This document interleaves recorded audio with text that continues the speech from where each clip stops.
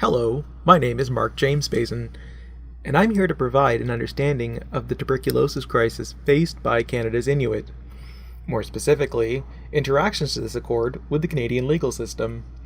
Before I begin, I would like to acknowledge that this presentation has been prepared on the traditional territory of the Algonquin Anishinaabe people, or Ottawa, as some of you may know it as. With aim to provide an understanding of the tuberculosis crisis, this presentation first addresses who Canada's Inuit are and what tuberculosis is. This will then enable us to discuss how tuberculosis affects Canada's Inuit. I'm going to expand on this point further in the presentation. It is my hopes that an appreciation will be gained as to how Canada's colonial past and gaps and errors in the justice system created an environment permissive for this outbreak. I'll then finish this presentation off by discussing how a task force, recently established by our current government, has been mandated to combat this crisis. Who are the Inuit people of Canada? Well, they are found in a region collectively known as Inuit Nunangat. You might know this as the Arctic. This region spans parts of the Yukon, Northwest Territories, Quebec, and Newfoundland and Labrador. As a whole, Inuit spread further into Alaska, Greenland, Denmark, and Russia, but for the purposes of this presentation, we're only going to regard Canada. Inuit account for 4.2% of Canada's Indigenous population and 0.2% of the Canadian population as a whole. As a people, they are not known to be First Nations and are not considered Métis. They are a third group of Canada's Indigenous unto themselves. Inuit recognition as a group of Indigenous people lays claim to a precedent set from a Supreme Court decision in 1939. Note that Eskimo was once used, but is no longer. It is considered a derogatory slur.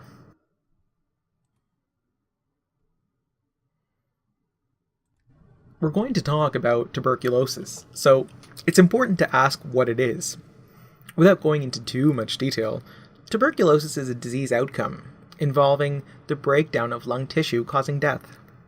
The etiologic component of this disease, the agent responsible for causing tuberculosis, is a bacterium, known as Mycobacterium tuberculosis. It is so light in weight, manifold less than a feather, it may only be comparable to a speck of dust. This makes it easy to transmit, as merely breathing, coughing, or sneezing aerosolizes tuberculosis, allowing it to spread to those in close proximity. To make things worse, tuberculosis can incubate in people unnoticed for years, and many present themselves without symptoms. Not being able to take notice if a person has contracted it really speaks to how easy and quickly it can spread, don't you think?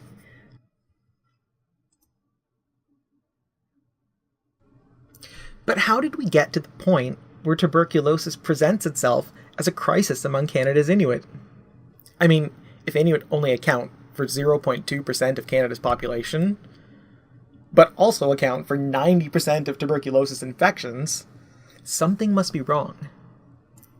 If you look at this picture, it's a family mourning their daughter's death, a death as a result of a tuberculosis infection.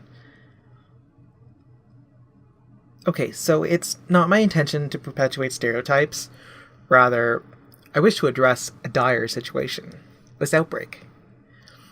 It has been determined that the cause of this current outbreak is a result of Inuit having a low median income, leading to overcrowded living accommodations, poor education, and poor food security. This in turn has created an environment permissive for the spread of tuberculosis. Now, this is not a making of their own. This is deeply rooted in Canada's history.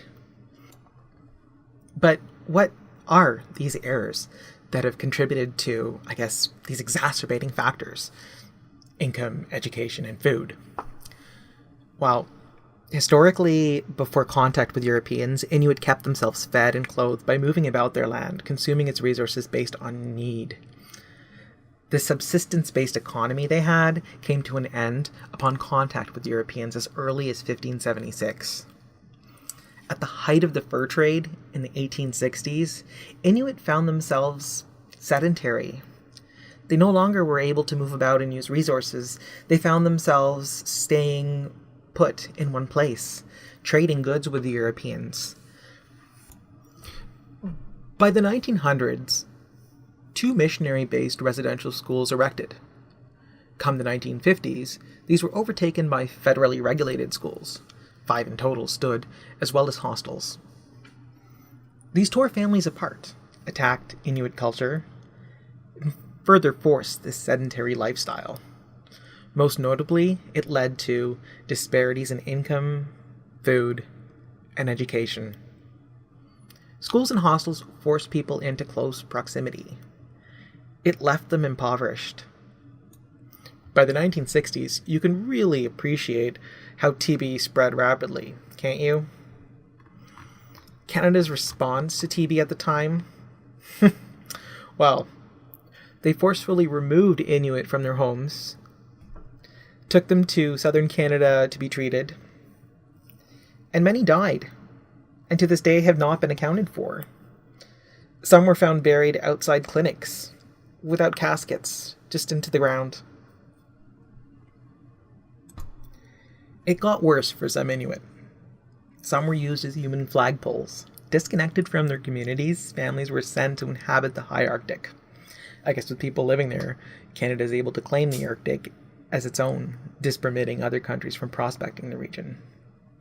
Rage from this, combined with dismay over the residential schools and unaccounted for TB victims, gave rise to early versions of a lobbyist group of what today is now known as the Tipiriit Kanatami in 1971.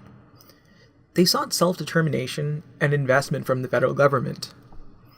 Canada soon patriated itself with its own constitution in 1982, with a breadth of protections for life, liberty, and the spirit of equality. Specifically, it cited Inuit distinct among Aboriginals. Lobbying efforts and the Constitution helped the Inuit find success in the largest Indigenous land claim. Nunavut was formed in 1999.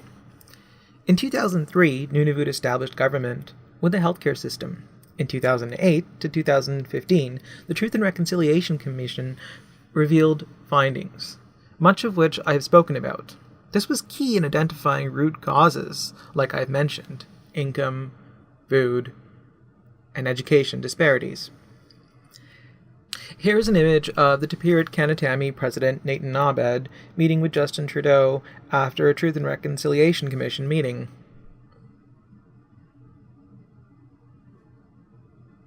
This dire situation and these root causes are now being addressed. Justin Trudeau's government shuffled its cabinet, appointing now former Health Minister Jane Philpott to Minister of Indigenous Services. Suitably so, Philpott is a medical doctor with more than 30 years of experience. The Inuit Crown Partnership Committee was formed before her appointment and has committed $828.2 million over 5 years. This is towards improving the health outcomes of First Nations and Inuit, with $1 million specifically addressing tuberculosis in the Inuit, including investments in rapid TB diagnostics, education, awareness, community mobilization, and access to really important drugs.